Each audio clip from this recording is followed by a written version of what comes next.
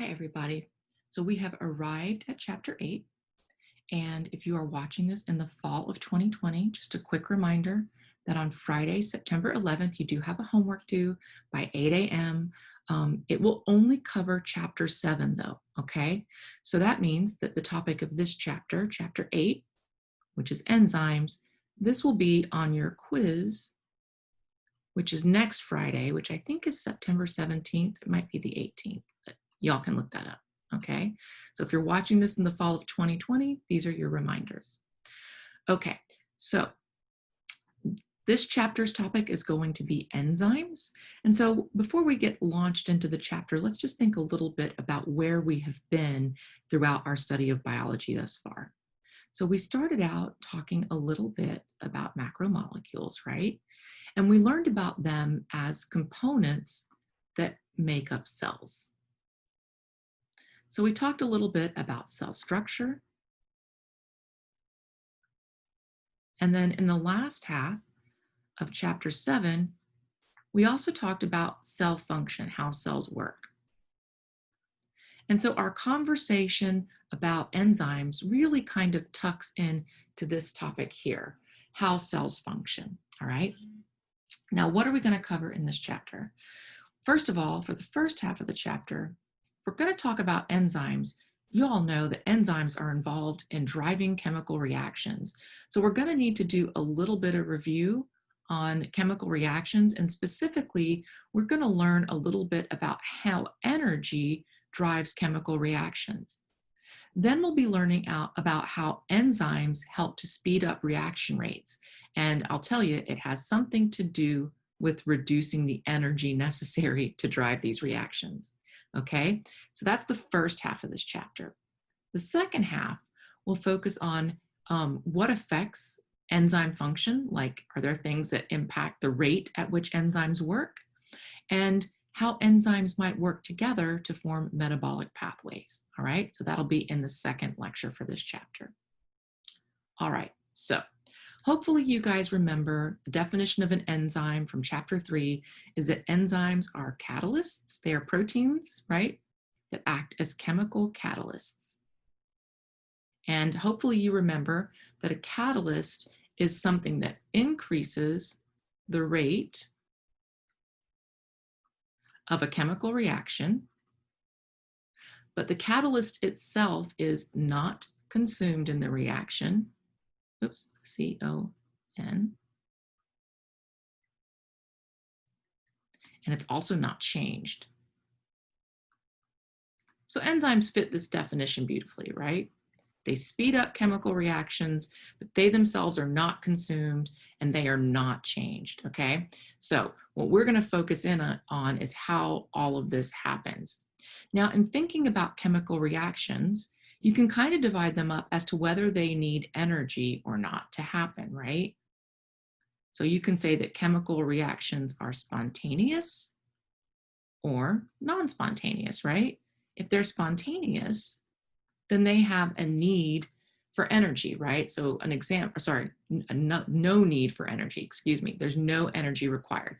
So like a great example of a spontaneous chemical reaction that you'd be familiar with is rust, right? So rust developing on a piece of metal is something that happens just because of exposure to oxygen in the air, but you don't have to add any energy in order for that to happen. It just happens on its own, right?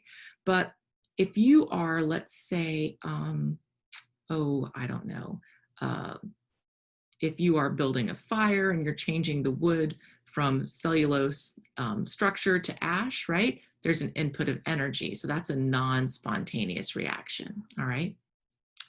Now you might think that enzymes would really be useful for non-spontaneous chemical reactions. You might think, oh, they're going to be really helpful if you need energy to drive a reaction. But it turns out that enzymes are very useful for both spontaneous and non-spontaneous reactions. And that's because even spontaneous reactions, if left to occur at their natural rate, they happen much too slowly to sustain cellular life. So if you think about rust accumulating on a piece of metal, that takes time to happen. And things are going on in your cell at a very rapid rate.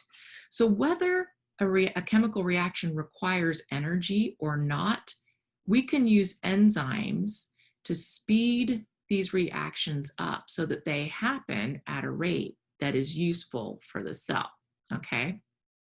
Now, let's just think about the course of a chemical reaction. What happens during a chemical reaction, all right? So here we have a diagram of a basic chemical reaction. We have some reactants here, some products here.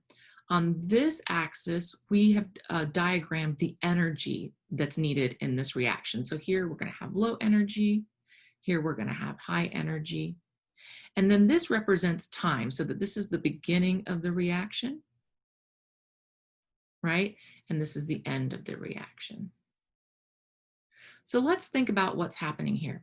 We have a set of reactants and they kind of occupy a space here on the energy spectrum, right? They seem to have kind of an intermediate energy.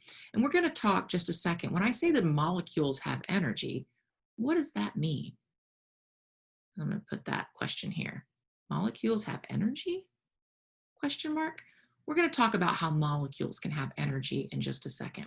But these molecules have energy right about here. And then when we get all the way to the end of the chemical reaction, when we get to the products, you can see that they also have some energy, but the energy is less, right? Now, if you're going from a high energy state to a low energy state, you might guess that this is a spontaneous reaction.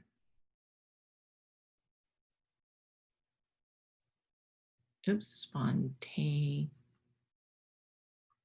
And if that doesn't make intuitive sense to you, we're going to come back to that in just a second. But if you're going from high energy to low energy, if you're going downstream in energy, that usually happens spontaneously. It's kind of analogous to diffusion, right? If you're going from high concentrations to low concentrations, that happens spontaneously. So going from high energy to low energy, this is going to be a spontaneous chemical reaction, all right? So let's just put a pin in that. We'll talk some more about that in just a second. But in order to get from reactant to product, we have to pass through the middle of the chemical reaction. And if you look at the energy diagram, you can see that it's going up. So let's define some terms. This point at the middle of the chemical reaction is called the transition state. And I'm just going to abbreviate that. So what is that? Well, the transition state is the point where old bonds break and new bonds form.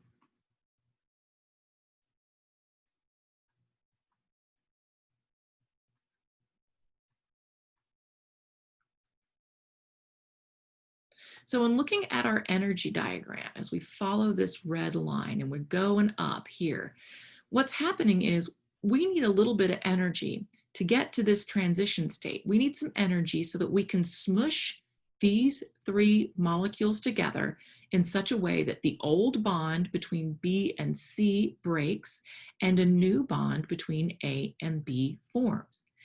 The energy that we need to get to this transition state is called the activation energy. So let's define that.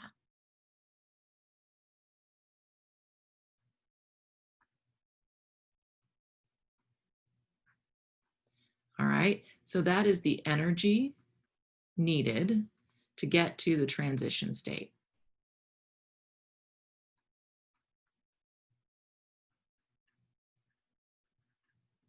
I'm gonna put energy to transition state. Okay.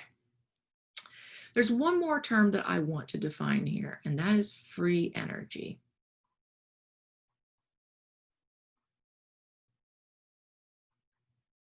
What is that? All right, the free energy can be defined as the energy of the products minus the reactants.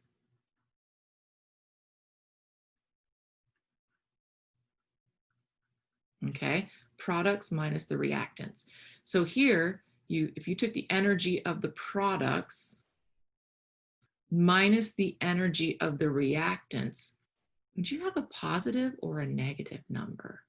Think about that for a second, because we're going to come back to this idea of free energy in just a second. But before we get there, I want to talk a little bit about how molecules have energy. So we're saying that these molecules exist on this energy spectrum here, and these molecules have higher energy than these molecules. Well, how the heck can we say that about molecules? We've talked about this a little bit before, but let's kind of go back. So here's that same diagram, and I said that these have higher energy and these have lower energy. In order to understand how molecules can have energy, we need to talk a little bit about the types of energy that you can have in nature. So you can have potential energy, right, which is energy that's stored. So here, for example, we have in this diagram a little ball at the top of the waterfall. It's not really doing anything yet. So we can say that its energy is stored, but in just a second, it's going to move to this waterfall and it's going to start going to motion, right? And when we start going into motion, we have a second kind of energy called kinetic energy, the energy of motion. There are other forms of energy, such as mechanical energy, heat energy, sound energy, but they really all kind of fall under kinetic energy, right? Because heat is movement of molecules, sound is movement of waves, mechanical energy is movement of physical objects. So in thinking about energy, it's really useful to divide it up into potential energy and kinetic energy. All right, and just remember that potential energy is stored. Now, let's talk a little bit about chemistry and chemical reactants. There's energy stored in chemical bonds, so that we say that chemical bonds or chemical energy, I'm just going to abbreviate energy, is equal to potential energy. In other words, we can store energy in chemical bonds. That's another way of thinking about it. And we've seen this before. I've shown you this before. So here we have a carbon that is bound to a hydrogen, and here we have an oxygen bound to a hydrogen. Remember me telling you that oxygen is very electronegative and it likes to hog electrons, whereas carbon and hydrogen, they share their electrons more evenly, all right? There's energy stored in these bonds and there's energy stored in these bonds. It turns out, though, if we look here, the type of bond determines how much energy is stored. So for example, here, you can see that these electrons are really close to this oxygen atom here. This is going to be a pretty easy bond to break. It's going to be pretty easy to snap this oxygen right off. So it's got, this says decreasing potential energy. So this is low potential energy. Up here, these guys, they're sharing their bonds pretty evenly. It's going to be a little bit harder to break this bond apart. So it's got higher potential energy. So by looking at the nature of the bonds in a molecule, you can determine whether it's got high or low potential energy. All right. And again, remember that we can think of this as energy that's stored to do work in the cell. All right. So now let's get back to this idea of free energy that I talked about up here. Okay. Free energy being the energy of the products minus the energy of the reactants. All right. So here I have a diagram that's very similar to the one I just showed you. And in this diagram, we're going to talk about something called Gibbs free energy.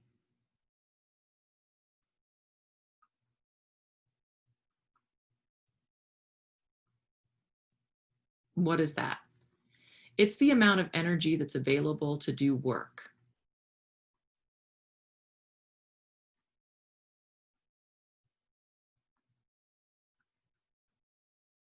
All right, so let's look at this diagram. This is real similar to the one I showed you before, where this is the beginning of a chemical reaction. This is the end. Same here, beginning, end of the chemical reaction. Here we have low energy, here we have high, and the same is true here. Okay, in this first example, it's very similar to the one I just showed you. The reactants have higher energy than the products. Now remember, the free energy that I just described for you is the energy of the products minus the energy of the reactants. Oops, hello, hold on, let me spell that correctly. Minus the energy of the reactants.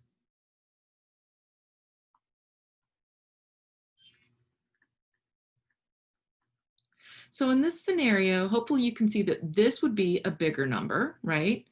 This would be a smaller number. So let's just plug in some numbers for fun. Let's just assign a number 5 and we'll assign a number 1 here. So if our products have an energy equal to 1, and these are made up numbers, you know, you could measure energy in terms of calories. So we can just say that this has 5 calories and this has 1, but I'm really just making this up. Okay, so if we have a 1 minus a 5, then we have a -4, right? So in going back up to my earlier question, and I asked whether this would be a positive or a negative number, hopefully you were able to answer that that would be a negative number. Now let's go back to our slide down here. Let's look at this situation. What if we went from a very low energy set of molecules to a very high energy set of molecules? Hopefully you can see that we're moving uphill. This is going to require energy, isn't it? We're moving uphill. So let's kind of think about our free energy available. So if we were to do the same thing, let's just say that this has 1 calorie of energy and this has 5, and our free energy is defined as the energy of the products minus the energy of the reactants. Here's our products. 5 minus 1 equals a +4. All right, why did I go through those calculations with you? Well, if the delta G, which is the change in energy, Gibbs free energy is abbreviated as delta G. If the change in energy is less than 0, so if it is a negative number, we say that it gives off energy. And the formal term for giving off energy in a chemical reaction is exergonic. So we say that it is an exergonic chemical reaction. Now, this should make sense to you, like exit, giving off, okay? Exergonic. If it's giving off energy, then it is spontaneous. And if you look at it, it kind of makes sense. Can you see we're moving downhill? Moving downhill is easy. It's not going to require energy. Now, the opposite is going to be true over here. If the change in energy is greater than 0, here we had to have an input of energy, didn't we? So it's going to be a positive number. If the change in energy is greater than 0, we call it an endergonic reaction.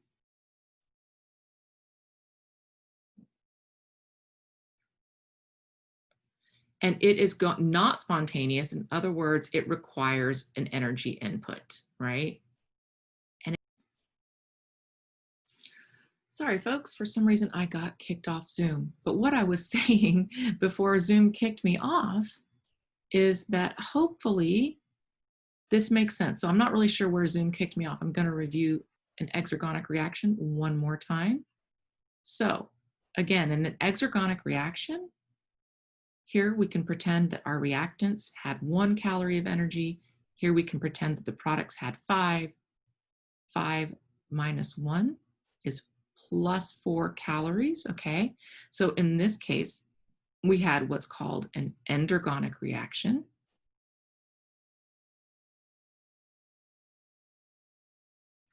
The change in energy was greater than 0, so it was a positive number.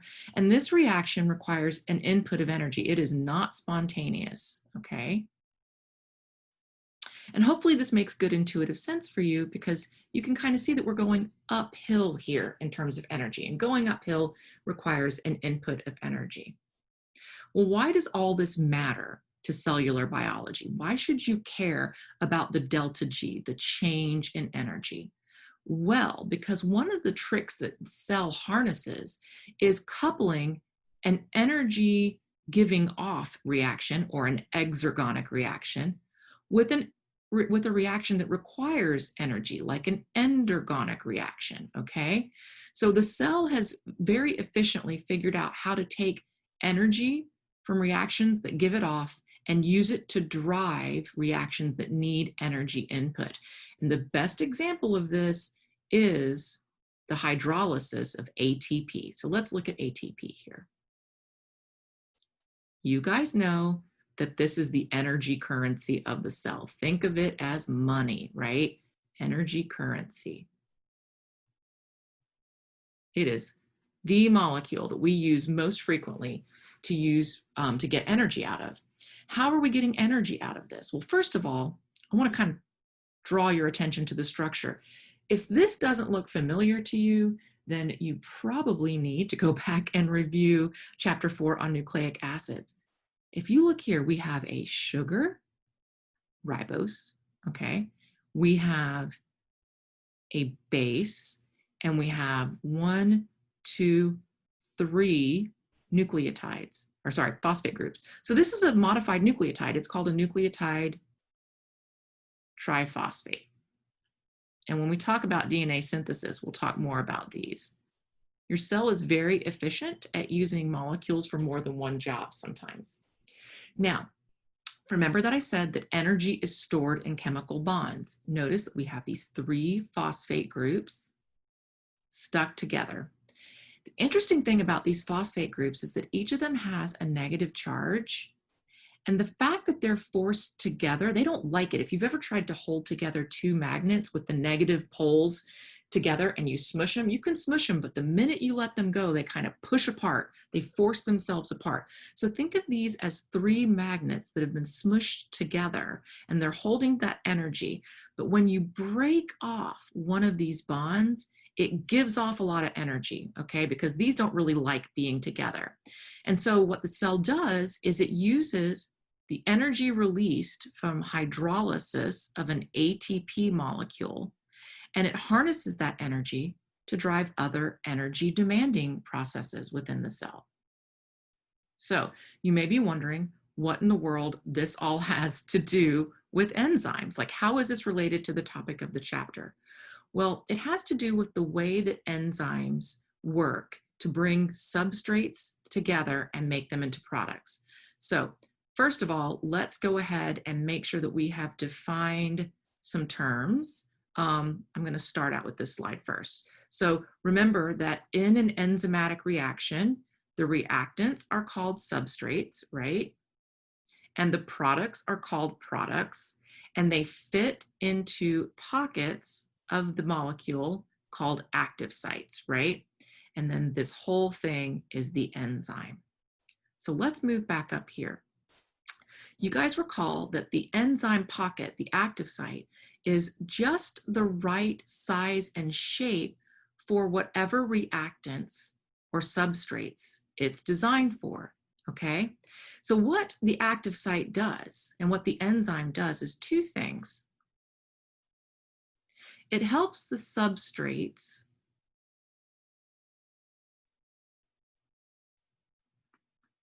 to collide in an orientation so the bonds can be broken. So it brings the substrates together to break/make bonds, okay?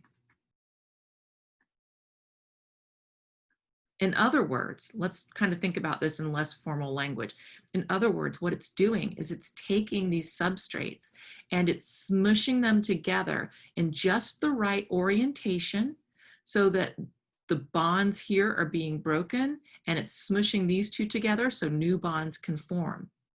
In doing that, what it's really doing is it's reducing the activation energy needed. And that's how enzymes speed up chemical reactions. Oops, activation energy.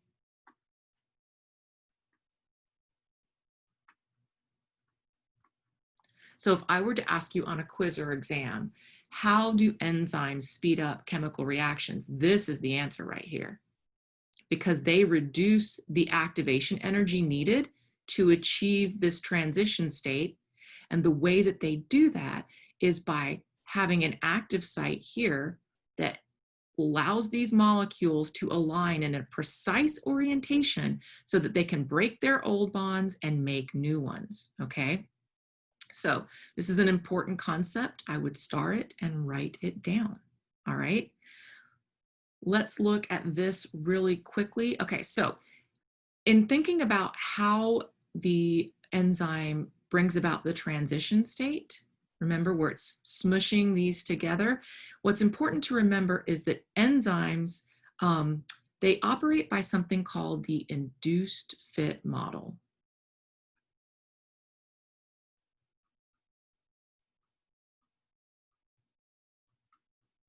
And what that means is, if I were to draw us a little enzyme here with like a pocket, and then I were to draw some reactants here, you might have been taught back in elementary school that there was sort of this lock and key design to an enzyme, where basically you can think of the enzyme like a lock and the substrates like a key, right?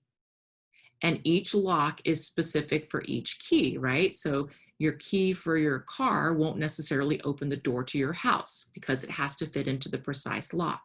And that's almost true, because it is true that enzymes are specific for their substrate, but they're a little more sophisticated than just a lock and key mechanism. What they do is this induced fit, whereby the substrates get into this little active site pocket, and that causes a conformational change such that the enzyme actually kind of clamps down around the substrates to force bonds apart or force new bonds together, okay? And so induced fit just means that they undergo a conformational change. And I'm just going to abbreviate because it's in your notes underneath the slide.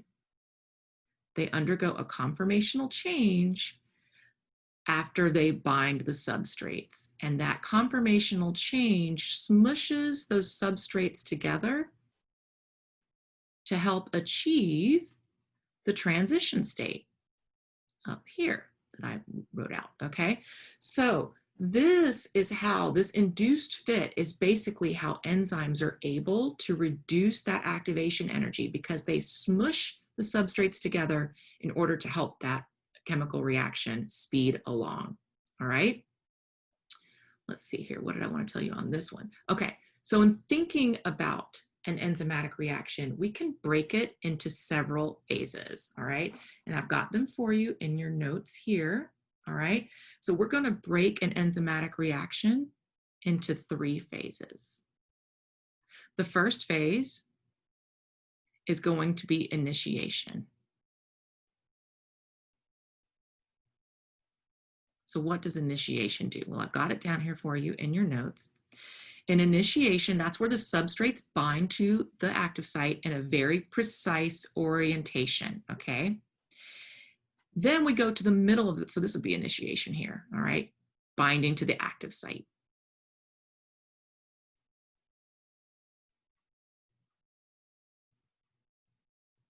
Okay, then we go to step 2, transition state facilitation.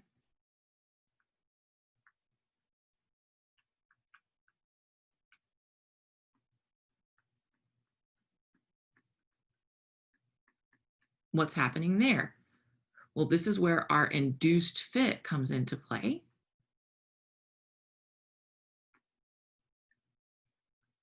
So the enzyme is changing shape and smushing together the molecules so that they can break their old and form their new bonds. So that's our second step of the reaction. And then the third step is easy enough. It's just termination.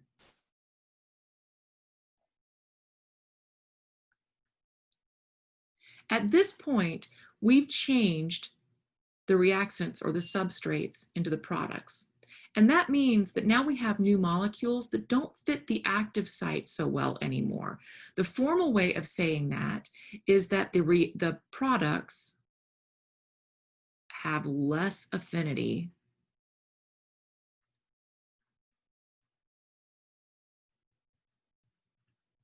for the active site, okay? All that means is that the products are a different shape, and the active site now doesn't fit these products perfectly anymore. So they're released from the enzyme. So this is step 3, okay? So in all of this, remember that at the end of this, you went from products to reactants, but the enzyme is unchanged because it's a catalyst. So in this whole example, if we were to go back here, we've got our active site, and then we went through our transition state facilitation. And then if we were to draw this out, we would have our products, but you would end up with the enzyme exactly as it was in the beginning, ready to catalyze a new reaction. So this enzyme has not been changed and it has not been consumed, which fits our definition of a catalyst. So let's kind of bring it all together here. This is just a basic overall model of enzymatic action. So here we have our substrate. So you see it's the same ones we've been using all along, the single A and then B and C, and they're going to fit into the active site of this hypothetical enzyme. Once they bind, you can see that this shape has changed a little bit, and what it's doing, you can see that it's kind of pulling apart these two and forcing these two together. So here we have our step 2, our transition state facilitation. Here's where we have induced a good fit for our substrates to be catalyzed into the products. And so what's happened here is now you can see that these don't fit as well as they used to. And so they have a lower affinity for the active site. They're released from the enzyme, and the enzyme itself is restored to its original configuration. So this is the same as this, and the whole process can begin again. Okay, so that is the end of the first part of chapter 8, and we will pick up with how enzymatic reactions can be controlled or altered. So we'll talk to you next time.